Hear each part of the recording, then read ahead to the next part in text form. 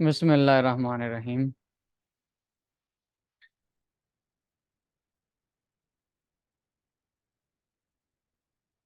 آج ہمارا سبق یہاں سے ہوگا فالمفرد المنصرف۔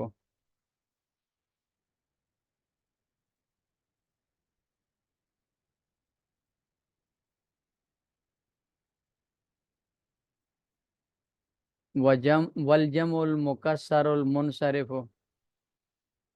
بالضمۃ رفعا والفتحۃ نصبا والکسرۃ جرا۔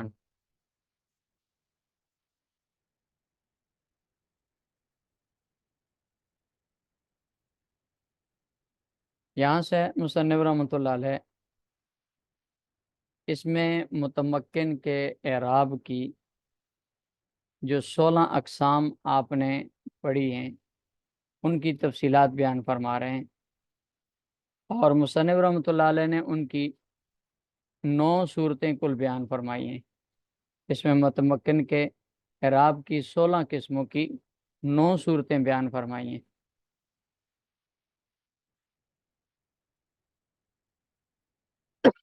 وہ 9 صورتیں اس طرح بیان ہوئی ہیں کہ ابتداءً اعراب کی 2 قسمیں ہیں، اعراب لفظی اور اعراب تقدیری۔ اعراب لفظی وہ ہوتا ہے کہ جو لفظوں میں پڑھا جاتا ہے، جیسے جانی زیدن، اس میں دال کے اوپر پیش پڑھی جاتی ہے۔ رائی تو زیدن میں دال کے اوپر زبر پڑھی جاتی ہے۔ مرار تو بے زیدن میں دال کے اوپر زیر پڑھی جاتی ہے۔ اور دوسری قسم ہے اعراب کی اعراب تقدیری۔ اعراب تقدیری وہ ہوتا ہے کہ جو لفظوں میں پڑھا نہ جائے لیکن اعراب کے حکم میں ہو، جیسے جانی موسیٰ، رائی تو موسیٰ، مرر تو بے موسیٰ۔ یہاں موسیٰ کے آخر میں پیش پڑھی نہیں جا رہی، زبر پڑھی نہیں جا رہی، زیر پڑھی نہیں جا رہی، لیکن جا آپ فعل کی وجہ سے موسیٰ حالت رفع میں ہے، رائی تو فعل کی وجہ سے موسیٰ حالت نصب میں ہے، با جارہ کی وجہ سے موسیٰ حالت جر میں ہے۔ اعراب کے حکم میں ضرور ہے لیکن اعراب پڑھا نہیں جا رہا۔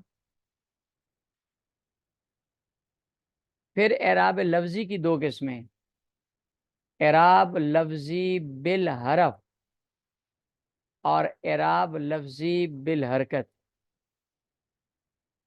اعراب لفظی بالحرف یعنی وہ اعراب جو واو الف یا کی صورت میں ہو، اور اعراب لفظی بالحرکت وہ اعراب جو زبر زیر پیش کی صورت میں۔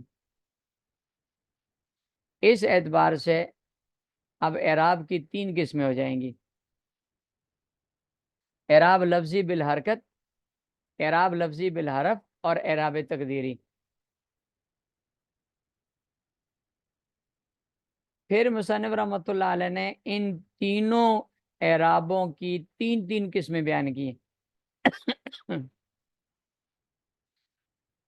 3 قسمیں اعراب لفظی بالحرکت کی، 3 قسمیں اعراب لفظی بالحرف کی، اور 3 قسمیں اعراب تقدیری کی۔ تو 3 کو 3 سے ضرب دیں تو 9 بن جاتی ہیں۔ تو اس طرح مصنف نے اس میں متمکن کے اعراب کی 16 قسموں کو 9 صورتوں میں بیان فرمایا ہے۔ اب اس کی تفصیل دیکھیں۔ فالمفرد المنصرف، یہ اعراب لفظی بالحرکت کی 3 صورتیں پہلے بیان کریں گے، پھر اعراب لفظی بالحرف کی 3 صورتیں بیان کریں گے، اور آخر میں اعراب تقدیری کی 3 صورتیں بیان کریں گے۔ اب اعراب لفظی بالحرکت کی 3 صورتیں، نمبر 1 مفرد منصرف صحیح، جمع مکسر منصرف، اور تیسری یہ پہلی ہے، اس میں 3 چیزیں تھیں، مفرد منصرف صحیح، جمع مکسر منصرف، اور تیسری قسم ہے غیر کیا کہتے ہیں اس کو، جاری مجرا صحیح۔ لیکن اس کو بیان نہیں کیا مصنف رحمۃ اللہ علیہ نے. مفرد منصرف میں وہ سب کچھ آ جاتا ہے. یہ جو اعراب ہے رفع ضمہ کی صورت میں، نصب فتح کی صورت میں، جر کسرہ کی صورت میں.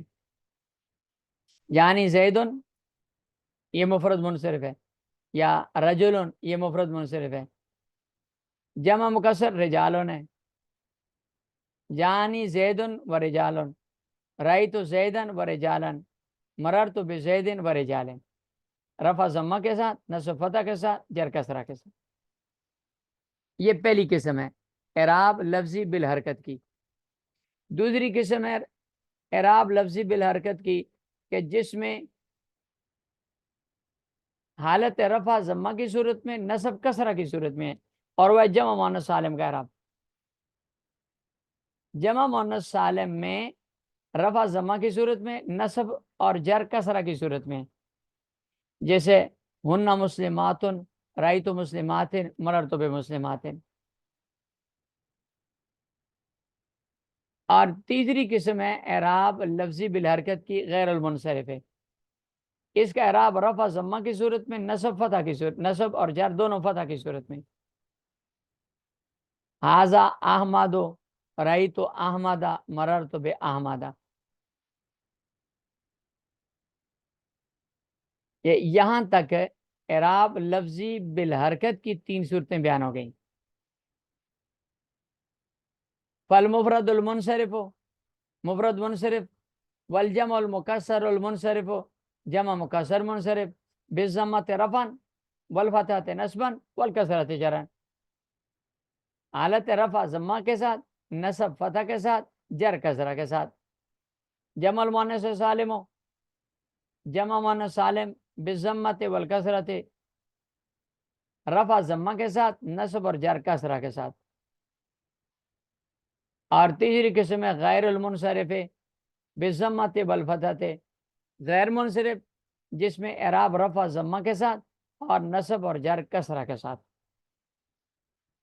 یہ 3 قسمیں ہوگی اعراب بالحرکت لفظی کی. آگے 3 قسمیں بیان کر رہے ہیں، ابو کا سے لے کر آگے تک 3 قسمیں بیان ہوں گی اعراب بالحرف لفظی کی. اعراب بالحرف یعنی واو الف یا والا اعراب. اعراب بالحرف لفظی کی بھی 3 صورتیں. نمبر 1 اسماء خمسہ اور ذو کا اعراب. اسماء خمسہ یہ ہیں ابو کا، اخو کا، حمو کی، ہنو کا، فو کا اور ذو مالن. یہ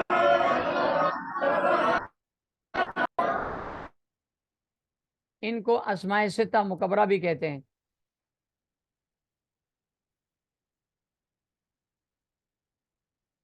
یہ دوسری قسم ہے.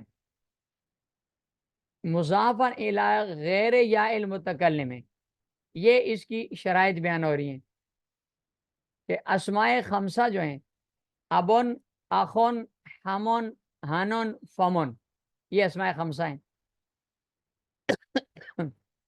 ان کا جو اعراب بیان ہو رہا ہے کہ بالواو والالف والیا، رفع واو کے ساتھ، نصب الف کے ساتھ، جر یا کے ساتھ. ان کے اس اعراب کے لیے 4 شرطیں. نمبر 1 مکبر و مصغر نہ ہو. تصغیر ہوئی تو اعراب ان کا یہ نہیں ہوگا، بلکہ پہلا اعراب ہوگا اعراب بالحرکت لفظی. نمبر 2 دوسری شرط یہ ہے کہ یہ مفرد و تثنیہ جمع نہ ہو. اگر تثنیہ جمع ہوئے تو اعراب تثنیہ جمع والا ہوگا. نمبر 3 یہ مضاف ہو، غیر مضاف نہ ہو. اگر مضاف نہ ہوئے تو پھر ان کا اعراب وہ پہلی قسم والا ہوگا، اعراب لفظی بالحرکت. اور چوتھی شرط یہ ہے کہ یہ اگر مضاف ہوں جب تو یا ضمیر متکلم کے علاوہ کسی اور کی طرف مضاف ہو، اس میں ظاہر کی طرف. اگر یا ضمیر متکلم کی طرف مضاف ہوئے تو پھر ان کا اعراب تقدیری ہوگا تینوں حالتوں میں، غلامی کی طرف. یہ 4 شرطیں اسماء خمسہ مجموعی کے لیے ہیں. پھر ایک شرط یہ لفظ فون ہے، اس کے لیے شرط ہے، اور وہ شرط یہ ہے کہ اس کا یہ اعراب ان 4 شرطوں کے ساتھ اس وقت ہوگا جب اس کے آخر میں واو ہو، میم نہ ہو، یعنی فامن نہ ہو بلکہ فون ہو فو کا جیسے، فو کا ہے جیسے. اگر یہ میم ہوئی تو پھر یہ اس کا اعراب، یہ اعراب بالحرف لفظی نہیں ہوگا بلکہ اعراب بالحرکت لفظی ہوگا. ہذا فموں کا، نزب فما کا، اور رأیت الی فمے کا. تو فاموں کا، فاما کا، فامے کا اعراب بالحرکت لفظی ہے.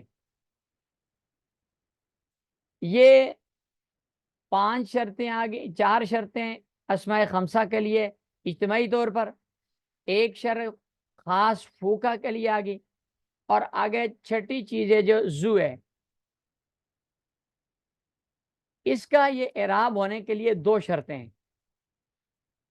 نمبر 1 نیچے دیکھیں، یہ صاحب و مالن لکھا ہے زو مالن کے ساتھ، کہ زو بمعنی صاحب کے ہو، زو بمعنی الذی کے نہ ہو.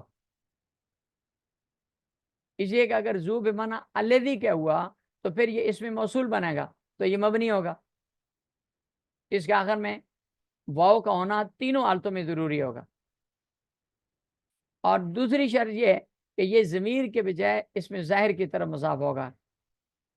ضمیر کی طرف یہ مضاف ہوتا ہی نہیں ہے الا یہ کہ کوئی شاذ طریقے سے ہو. جیسے آپ نے ہدایت الناب نے یہ عبارت پڑھی تھی کہ انما یعرف ذل فضل زبو ہو، تو زبو ہو ضمیر کی طرف مضاف ہے لیکن یہ شاذ ہے.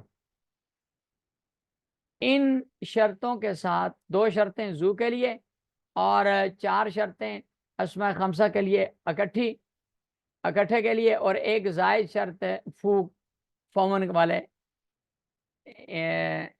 اسم کے لیے. اور ان کا ان شرائط کے ساتھ اعراب بالواو والالف والیاء، یعنی حالت رفع واو کے ساتھ، حالت نصب الف کے ساتھ، اور حالت جر یا کے ساتھ. اعراب بلا حرف لفظی کی دوسری قسم یہ تثنیہ حقیقی، تثنیہ سوری اور تثنیہ مانوی کا اعراب ہے. تثنیہ حقیقی وہ تثنیہ ہے جس کا مفرد بھی ہو، جمع بھی ہو، شکل بھی تثنیہ والی ہو اور معنی بھی تثنیہ والا ہو. جیسے رجلان ہے، اس کا مفرد بھی ہے، جمع بھی ہے، شکل بھی تثنیہ جمع والی ہے، تثنیہ والی ہے، اور معنی بھی تثنیہ کا ہے. دوسری قسم ہے تثنیہ سوری، یعنی جن کی شکل اور صورت بھی تثنیہ کی ہو، معنی بھی تثنیہ کا ہو، لیکن مفرد ان کا نہ ہو. جیسے اسنان مذکر کے لیے اور اسنتان مؤنث کے لیے شکل بھی تثنیہ کی ہے اور معنی بھی تثنیہ کا ہے لیکن ان کا مفرد نہیں ہے. تیسری قسم ہے تثنیہ مانوی، اور وہ ہے کلا کلتا، مذکر کے لیے کلا، مؤنث کے لیے کلتا ہے. اس میں یہ شرط ہے کہ کلا مضاف ہوگا ضمیر کی طرف، کلا اور کلتا، کلاہما کلتاہما مضافن الی مضمرن. تو کلا اس کی شکل بھی تثنیہ والی نہیں ہے، مفرد بھی نہیں ہے، صرف معنی اس کا تثنیہ والا ہے. اس کے لیے اس کو تثنیہ مانوی کہتے ہیں. تو تثنیہ حقیقی، تثنیہ مانوی اور تثنیہ سوری، ان کا یہ اعراب ہے کہ بالالف والیاء، رفع الف کے ساتھ اور نصب جر یا کے ساتھ. جیسے ہازان رجلان، اسنان کلاہما اثنان، ہاتان امراتان کلتاہما اثنتان، رأیت رجلین کلیہما اثنین، رأیت امراتین کلتیہما اثنتین، مررت برجلین کلیہما اثنین، مررت بامراتین کلتیہما اثنتین.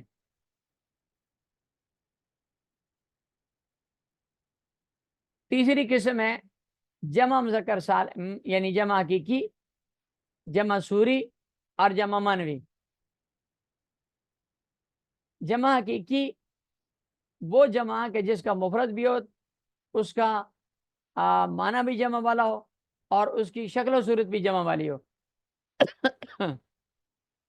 جیسے مسلمون ہے، اس کا مفرد بھی ہے، شکل بھی جمع والی ہے، معنی بھی جمع والا ہے. اور جمع سوری وہ جمع ہے کہ جس کا معنی بھی جمع والا ہو، شکل بھی جمع والی ہو، لیکن اس کا مفرد نہ ہو.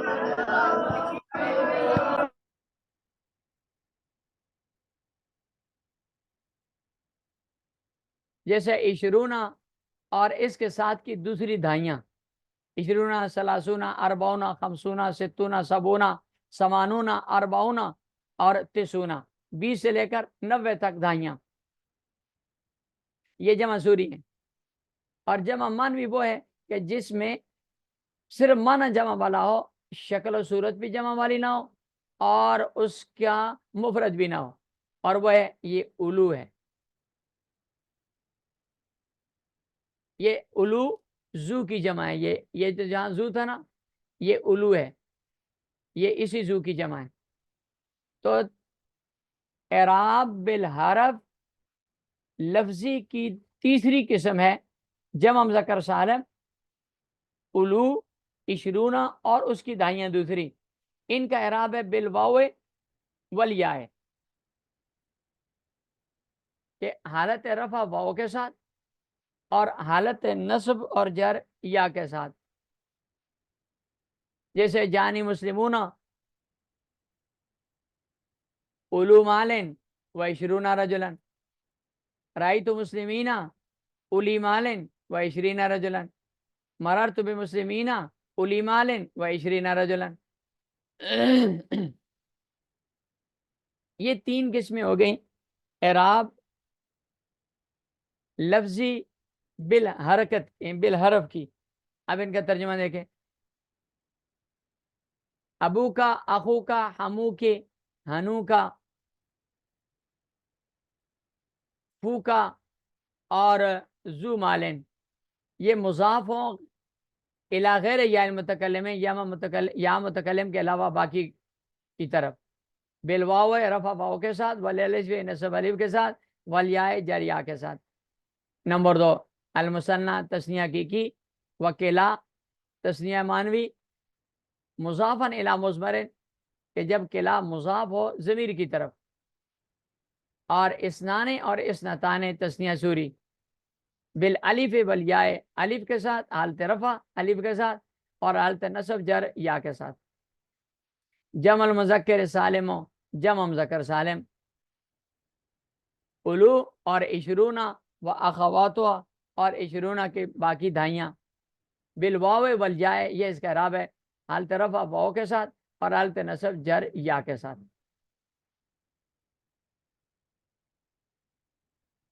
وہ تقدیر، یہاں سے آگے اعراب تقدیری کی 3 صورتیں بیان کر رہے ہیں. اعراب تقدیری یعنی وہ اعراب کہ جو لفظوں میں پڑھا نہ جاتا ہو. اعراب تقدیری وہاں ہوتا ہے کہ جہاں اعراب کا ظاہر ہونا یا تو متاثر ہو. 2 صورتیں اس کی تقدیری ہونے کی، 2 وجہ ہیں تقدیری ہونے کی. نمبر 1 اعراب کا ظاہر ہونا متاثر ہو، نمبر 2 اعراب کا ظاہر ہونا ثقیل ہو. متاثر ہونے کی 2 صورتیں. نمبر 1 جس لفظ پر اعراب آنا ہے وہ لفظ قابل حرکت ہی نہیں ہے اس طرح سے، جیسے عصا، موسیٰ، الف آخر میں، وہ قابل حرکت نہیں ہے، اس کی حرکت آ ہی نہیں سکتی اس پر.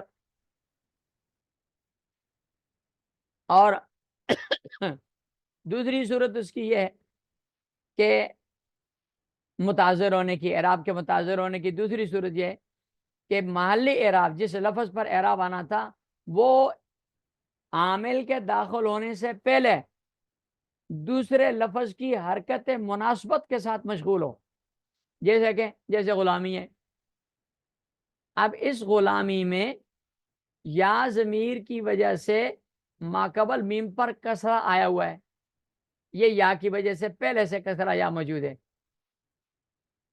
اب اگر اس غلامی پر عامل داخل کریں اور اس عامل کی وجہ سے بھی میم پر اعراب آئے تو وہ اعراب یا تو یا کے اعراب کو ختم کرنا پڑے گا، تو پھر یا کی مناسبت سے جو کسرہ تھی وہ ختم ہو جائے گی. یہ یا کے قانون کے خلاف ہے. اور یا یہ ہوگا کہ اس حرکت کے ہوتے ہوئے دوسری حرکت دے دیں گے تو ایک لفظ پر دو حرکتوں کا بیک وقت آنا لازم آئے گا, یہ جائز نہیں ہے, لہذا یہاں اعراب نہیں آ سکتا. یہ اعراب کے متعذر ہونے کی دو صورتیں.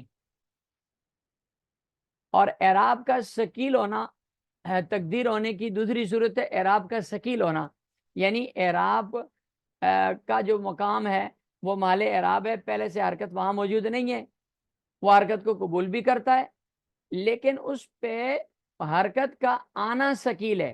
جیسے قاضی ہے یعنی جمع, اس میں منقوص ہے, اس میں منقوص کے آخر میں اگر ضمہ آئے یا کسرہ آئے تو ضمہ بھی ثقیل کسرہ بھی ثقیل ہے, لہذا اعراب متعذر ہو جائے گا, یہ اعراب تقدیری ہو جائے گا. تو یہ اعراب کے تقدیری ہونے کی دو صورتیں تھیں, متعذر ہونا اور ثقیل ہونا. متعذر ہونے کی پھر دو صورتیں, قابل محل قابل حرکت ہی نہیں ہے جیسے الف ہو آخر میں, یا قابل حرکت تو ہے لیکن یہ کہ وہاں پہلے سے حرکت موجود ہے, حرکت مناسبت جس کو کہتے ہیں. تو اعراب تقدیری کی پھر تین صورتیں. نمبر ایک کا عصا و غلامی مطلقاً, یعنی عصا سے مراد ہے اس میں مقصور, اور غلامی سے مراد ہے غیر جمع مذکر سالم جو جازم متکلم کی طرح مضاف ہو.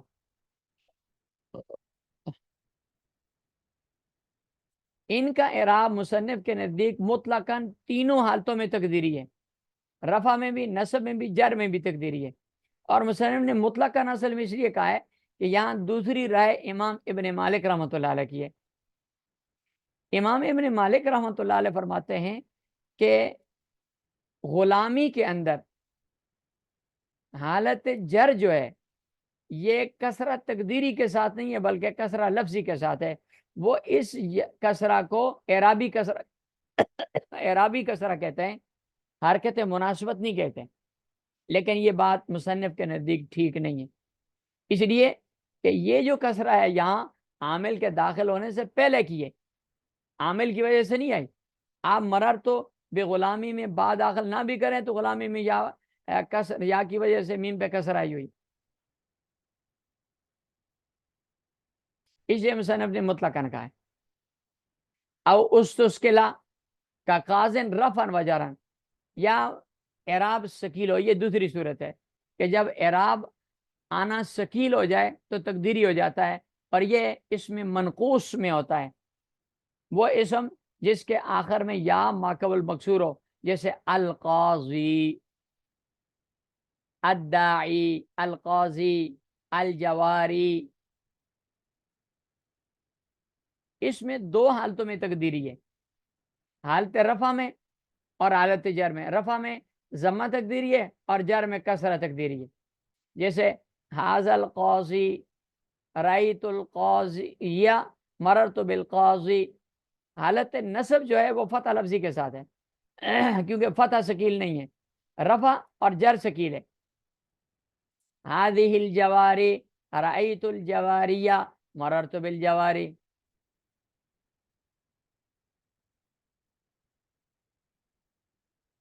تیسری قسم ہے ونحو مسلمیہ رفعن,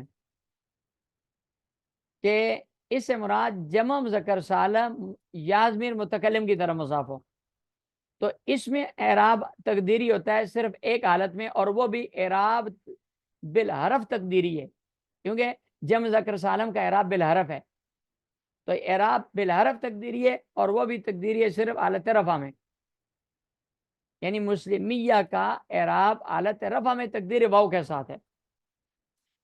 اور اس لیے کہ حالت رفع میں مسلمیہ اصل میں مسلمون, یا ضمیر کی طرف اضافت کی تو نون گر گیا, مسلمو یا ہو گیا.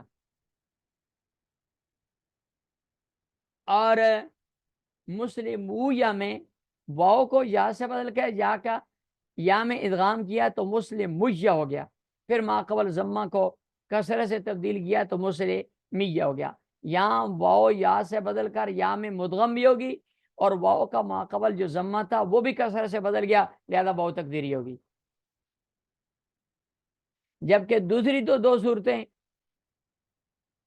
نصب اور یا، تو واللفظی فیما آداؤ، مصنف فرماتے ہیں کہ مسلمیہ کی اس رفعی حالت کے علاوہ باقی جو دو حالتیں نصبی اور جری، اس میں اعراب لفظی ہے، یعنی یا لفظی کے ساتھ ہے،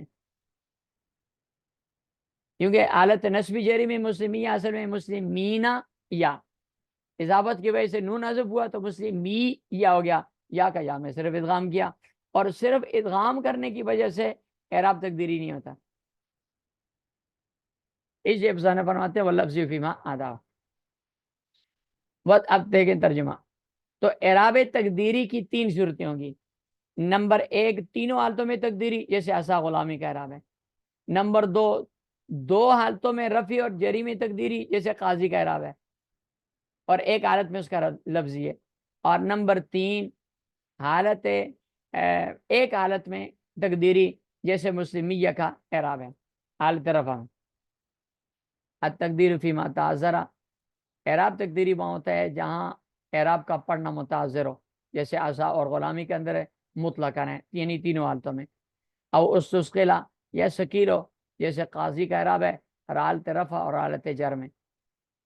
ونحو مسلمیہ رفعن، اور مسلمیہ کی طرح کی عبارتیں، یعنی جمع مذکر سالم جب یہ آدمی متکلم کی طرف مضاف ہو، اس میں واو عاطفہ ہے، اس کا عاطف ہے کا قاضن، پورے جملے پر عاطف ہے، اور عبارت ہے او استثقلا نہ ہو مسلمیہ رفعن حالت رفع میں، واللفظی فیما آداؤ، اور اس کے علاوہ میں اعراب لفظی ہے۔ آداؤ کی ہو ضمیر جو ہے، یہ اس کے بارے میں دو قول ہیں، ایک قول یہ ہے کہ یہ تقدیر کی طرف راجع ہے، اور دوسرا قول یہ ہے کہ یہ اس رفعن کی طرف راجع ہے۔